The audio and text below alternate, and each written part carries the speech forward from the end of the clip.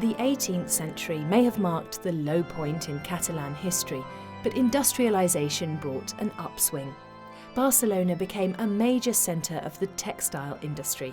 That also marked the rebirth of art here. In 1775, the directors of the Chamber of Commerce founded a new school of fabric design. It was situated in La Llotja, the old commodities exchange. It was a historic spot. The Great Hall in the building dates back to the Gothic period. In Barcelona's heyday, the merchants assembled here to trade goods from around the world. The new design school rapidly developed into the premier art academy in Catalonia, the Escola de la Llotja. As if the spirit of the Middle Ages were still active in the old walls, Barcelona experienced a glorious resurgence as a centre of the arts.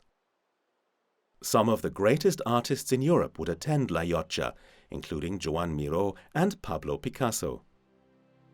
The works of its students fill the rooms of the Museu Nacional's modern art department.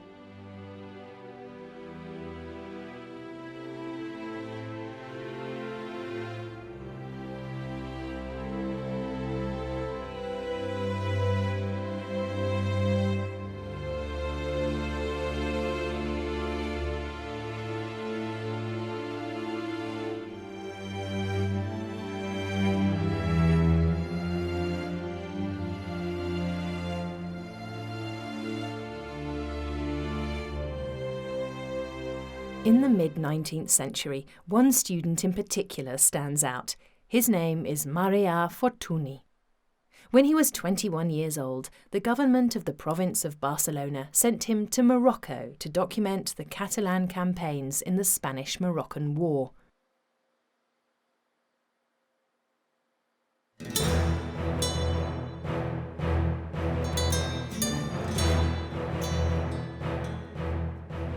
In 1860, he observed the battle in which Spanish troops took the city of Tetuan and recorded it in a monumental painting. He worked on the composition over the next decade, but never quite finished it.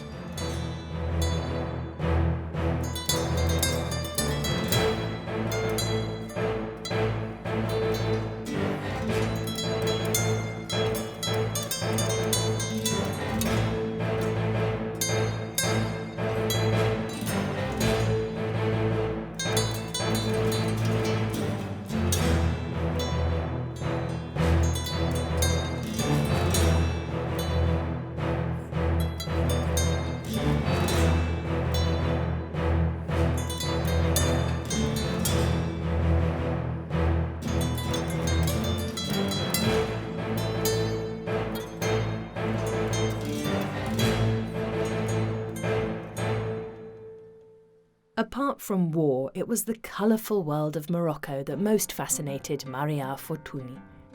He captured his impressions in hundreds of sketches and paintings. He did not draw the fashionable clichés of his day, but reality, with many keenly observed details.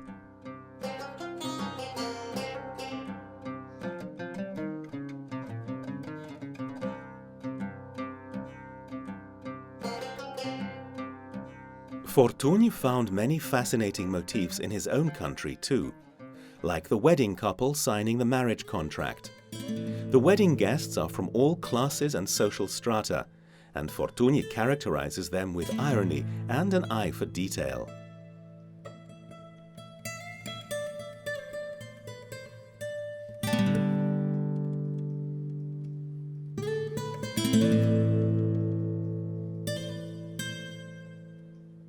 His style builds a bridge between the old and new ages.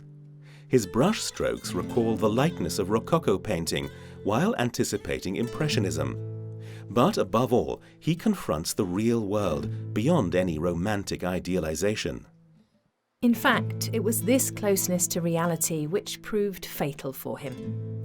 He often worked not in his studio but outdoors. And while at work, Marià Fortuny caught malaria near Naples and died in 1874 at the age of just 36. Many consider him the greatest Spanish artist of the 19th century.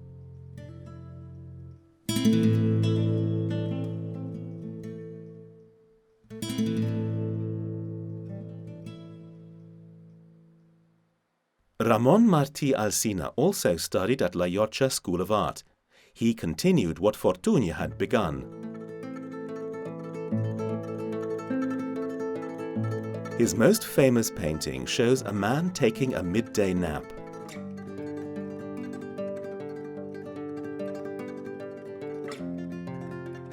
An ordinary man in a plain room with a simple piece of furniture.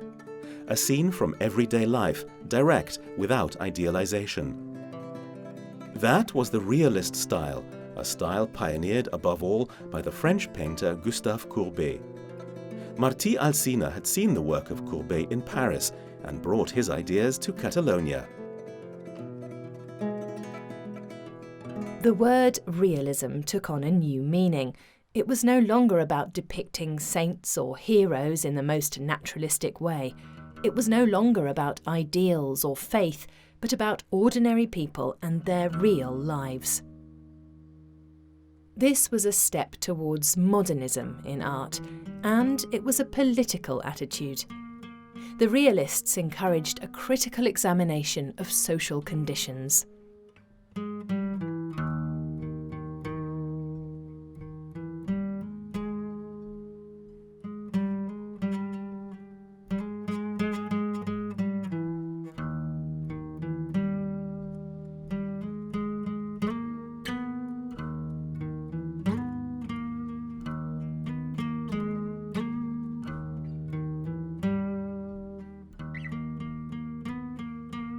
The realist artists no longer painted landscapes by using their imagination in the studio.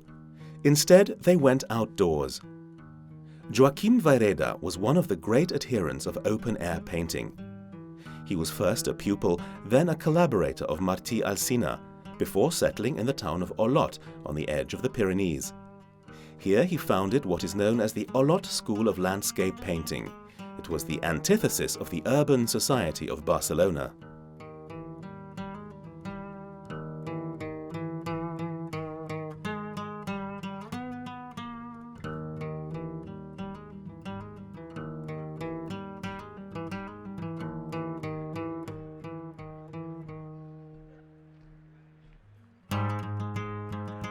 At the end of the 19th century, a new movement in art emerged, one that was to bring Barcelona world fame. The city was booming and growing beyond the old walls. The new quarter was called Eixample, the extension. The rich citizens of the city wanted to show off their wealth and their love of art and culture. Their new homes became masterpieces of a style that was taking Europe by storm. Each country had its own name for it: arts and crafts, Art Nouveau, Secession style or Jugendstil. But nowhere did it become such an all-encompassing art movement as it did here with Catalan Modernisme. For an entire generation, it became a symbol of the love of art and of the wealth of the Catalonian citizens.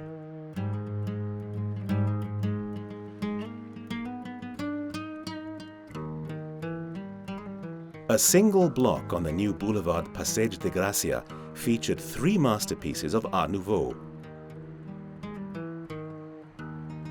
The architect Luis Domènech designed the house of the Morera family. He opposed the faceless buildings of industrial society with facades full of ornaments inspired by nature and reminiscent of historical edifices. Above all, Domènech did not rely on industrial products, but on the cooperation of artists and craftsmen. Architecture and sculpture, painting and design were to meld together to form an organic whole. The salon on the first floor was a Gesamtkunstwerk. It's now on display in the Museu Nacional.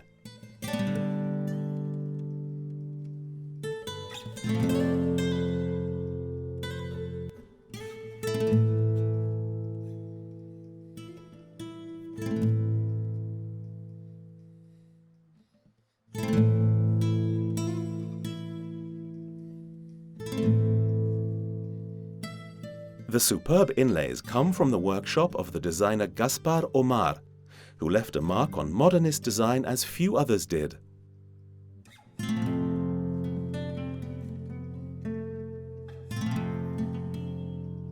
One of the basic tenets of the modernists was to overcome the academic division of arts and crafts. From the facade to the door handle, from the floor to the bookcase, artists and craftsmen designed the houses jointly.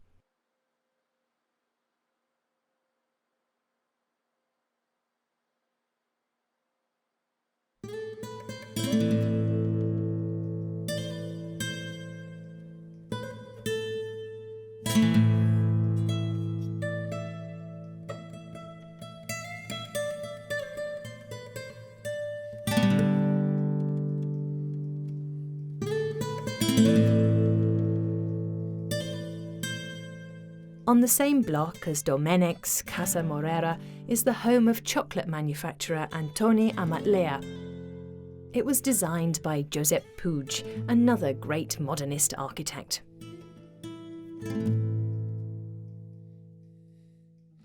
But the star of Modernisme was one of the most singular architects of all time, Antoni Gaudí. The house he remodeled for the industrialist Josep Batlló is now part of the UNESCO World Heritage, along with many other of Gaudí's unique buildings.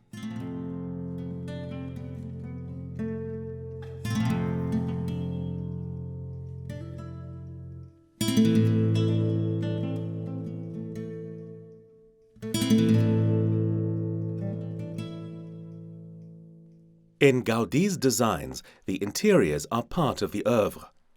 Less well known, but on display in the Museu Nacional, are pieces of furniture designed by Gaudí with many innovative ideas. For example, the pew, for which he combined wood and cast iron in a novel way. But no matter how original the ideas, Gaudí's designs are always based on nature. He planned his furniture for the human body. With his rounded anatomical shapes, Gaudí was a forerunner of ergonomic design.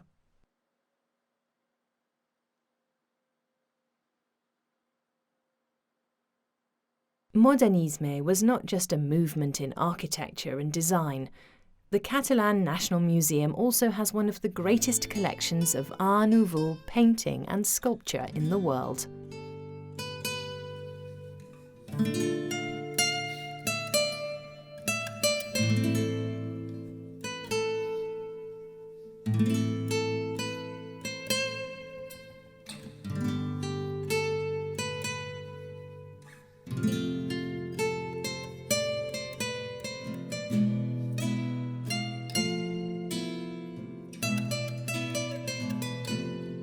Among the major painters around the turn of the 20th century were the two friends Ramon Casas and Santiago Rusiñol.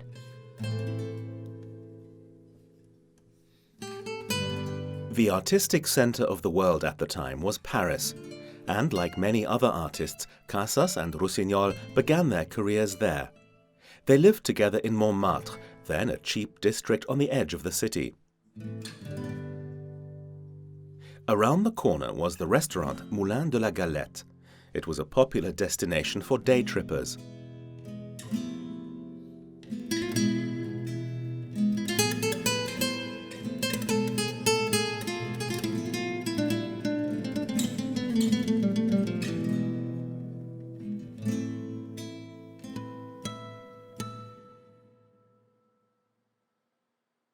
A look outside should reveal the bustling, crowded terrace, but Santiago Rusiñol shows it empty and still.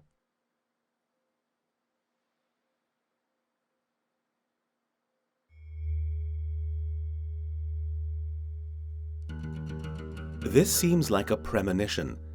A few years later, Rusiñol became a morphine addict. It took him years to overcome his addiction, and until the end of his life, he continued to paint empty parks and gardens.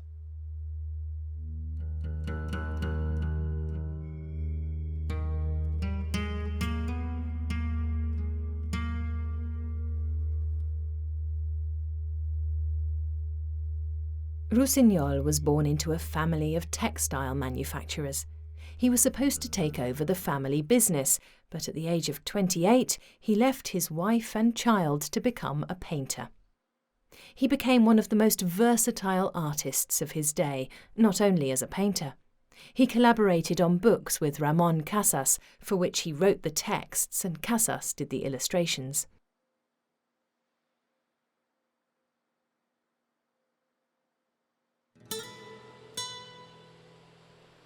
In Sitges, near Barcelona, Rusiñol founded a combined studio and museum called Cau Ferrat, the Iron Cave.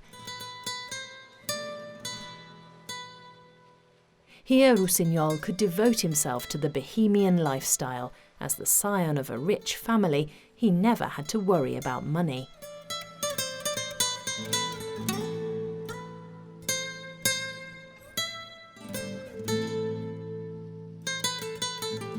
Ramon Casas was also a significant representative of Modernisme. He portrayed many of his friends and fellow artists. The works he gave to the National Museum provide a veritable panorama of artists and writers at the turn of the century.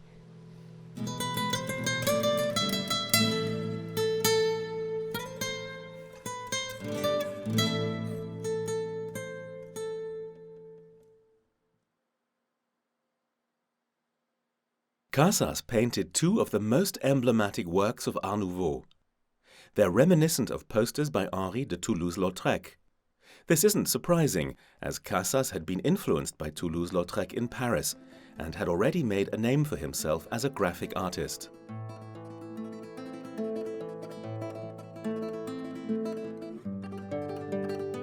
The two works show Casas himself and Pere Romeu, the host of the bar Els Quatre Gats.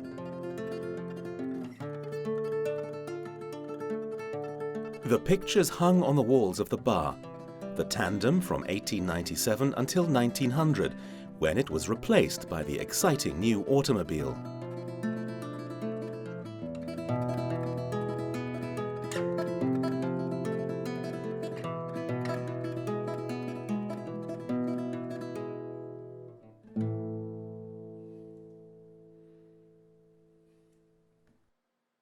Els Quatre Gats, the Four Cats, became a centre of Modernisme.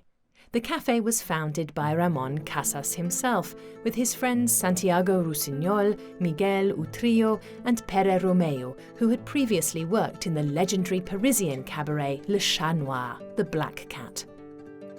And like its French model, Els Quatre Gats became a gathering place for artists and intellectuals, a venue for events and a gallery. The menu was designed by a young student from the La Llotja Art School who put on his first one-man show here, Pablo Picasso.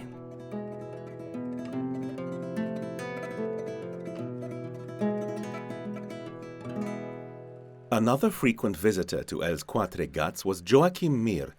He was a friend of Rusiñol and Casas and had visited them in Paris. But unlike all the other important artists of his generation, he had never lived in the French capital. Perhaps that accounts for the distinct personal style he developed. He moved to the countryside, to Maspujols near Tarragona, painting the village like no one had seen it before. It's an explosion of colour, forceful and unusual, almost abstract.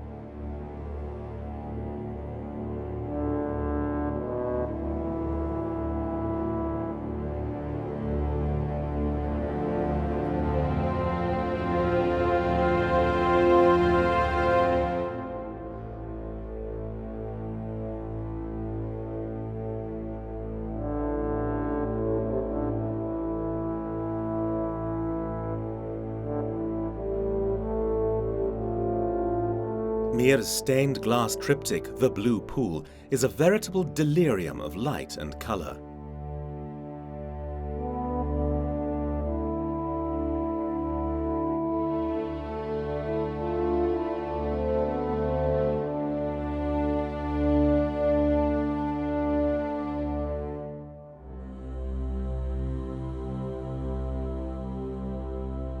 Despite all the enthusiasm for the Modernisme movement, there was also dissent.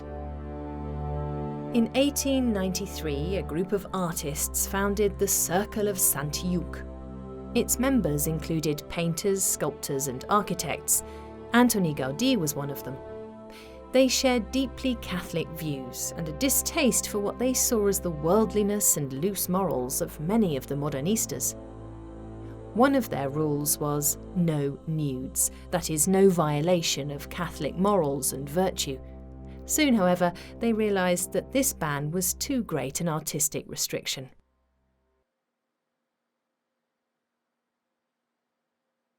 In fact, it was one of the founders of the group, the sculptor Josep Llimona, who later created one of the most beautiful nude figures of Modernista sculpture.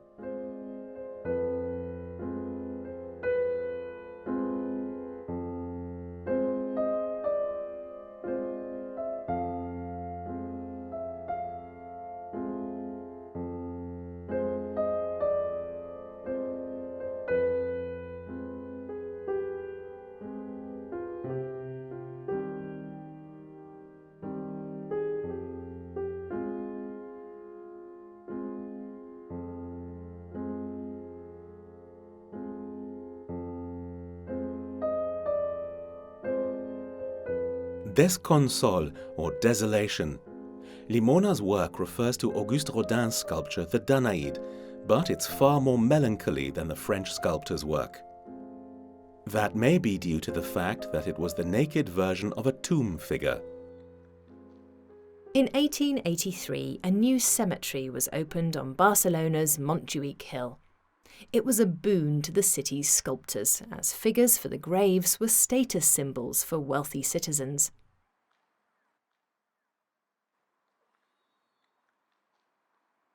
The sculptures are symbols for abstract feelings like pain or pity. The artists were not primarily concerned with depiction, but with the associations their works conjured up, moods, dreams, and ideals. This symbolism was typical of the spirit of the fin de siècle. People alternated between euphoria and world weariness, between optimism and fear of the future.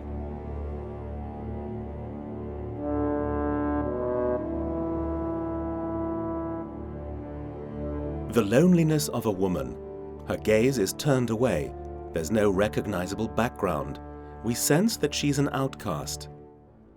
Isidre Nonell painted the marginalized of Catalonian society.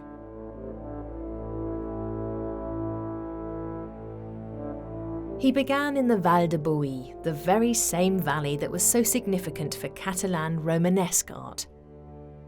In 1896, Nonell, then a young man, travelled there to paint the landscape. In the remote villages, he found people suffering from disabilities and deformities, and from that point on he began to paint the outcasts of society, the beggars, the homeless, the gypsies.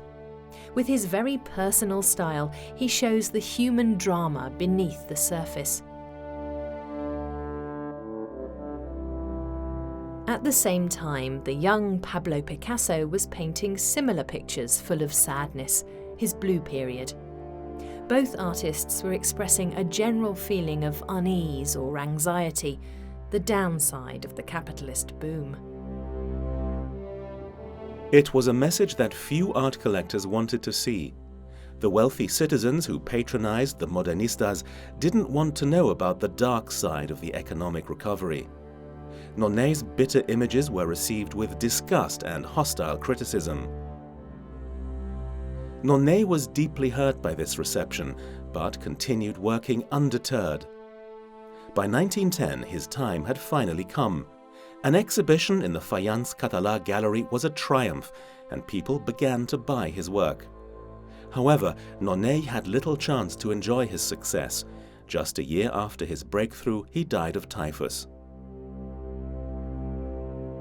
After 30 years, Modernisme gradually came to an end, and once again it was former students of La Llotja Art School who provided the new impetus.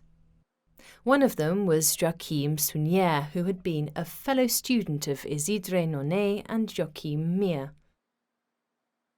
5 women in a landscape. They're actually themselves part of the landscape, firmly planted in the ground, directing our gaze towards the fields and the sea. Water, land and light as the source of energy. The motif is an allegory of the country itself. Joaquim Sunier's painting is a key work of the new movement. Sunier considered Modernisme a style imported from northern Europe and felt that Catalonia as a Mediterranean country should return to its classical Greek and Roman roots. Mediterranean scenes and the special light were to be the basis of the national style he envisioned.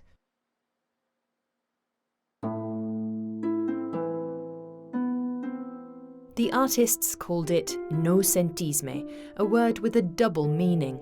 No means 9 in Catalan, and the 900 style was a reference to Italian terms like quattrocento. But no also means new, so noucentisme was intended to be the style of the new century.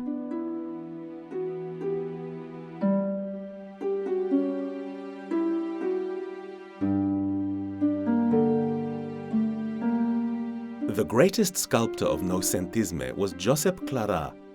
In Paris, he'd met Auguste Rodin, and above all, the sculptor who was to be his friend and role model, Aristide Maillol, a Catalan from Rusiñol, the French part of historical Catalonia. The two were kindred spirits. Maillol and Clarà were both in search of classical harmony.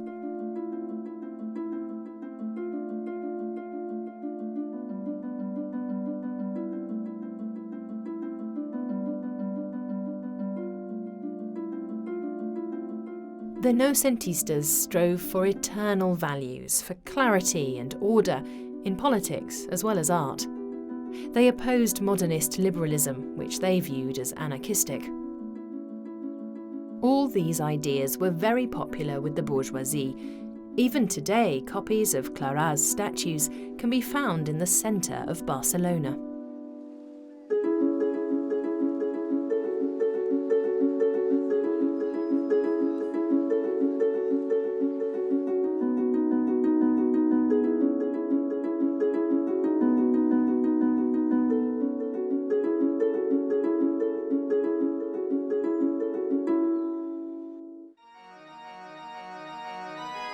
The First World War marked a radical break for artists all over Europe. How could they react to the death and destruction in their works? At the same time, the world was becoming ever faster and more complex.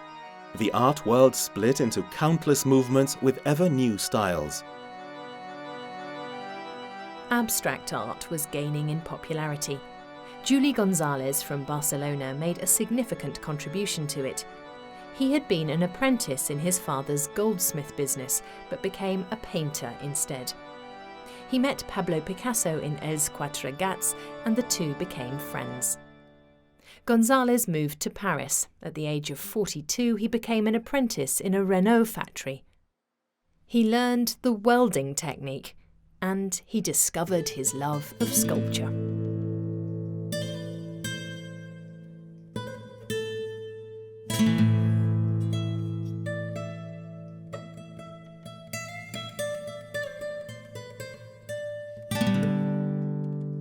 A bowl of fruit and a bottle. A still life as a sculpture. That was unusual even for González. He formed the label, yet defined the bottle by eliminating it altogether. González explored the interplay of material and space, of positive and negative shapes. It's the simplicity that's so appealing, and the surprising realization of how much a piece of sheet iron can express.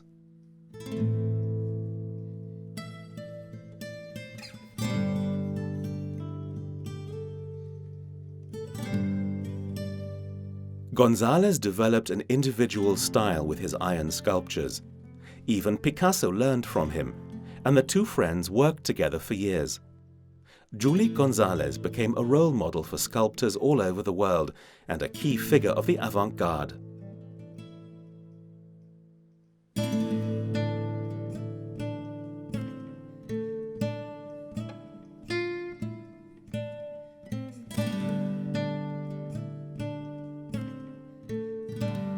To depict the world, that had now become the job of photography.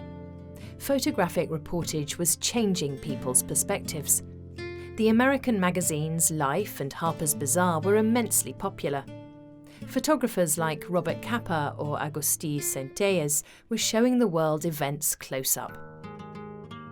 The Spanish Civil War in 1936, with all its savagery, can be seen as a dress rehearsal for the Second World War, and was perhaps the first media war in history.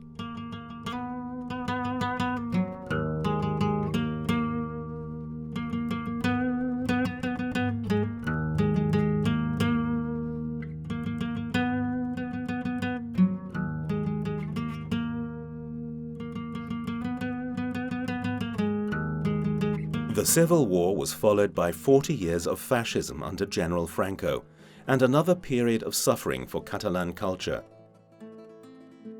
But once again, Catalan culture survived, in part thanks to the artists who upheld artistic freedom during the conflict with the dictatorship. And, once again, Catalan artists were world famous, led by the big three, Pablo Picasso, Joan Miró, and Salvador Dalí, and later to be joined by Antoni Gaudí. All of them spent some of their career in Paris, but today they are back home in Barcelona.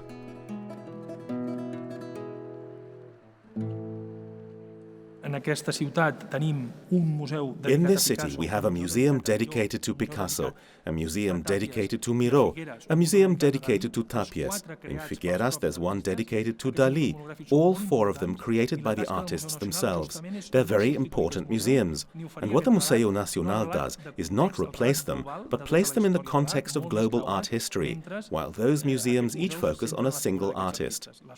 All of these museums together provide a wide and complete view, which I'd say no other city in Europe can offer. In an almost symbolic manner, Catalan art history came full circle in 1961, when the Gothic Aguilar Palace was remodelled for a Picasso museum, and builders discovered the frescoes celebrating the conquest of Mallorca 700 years earlier.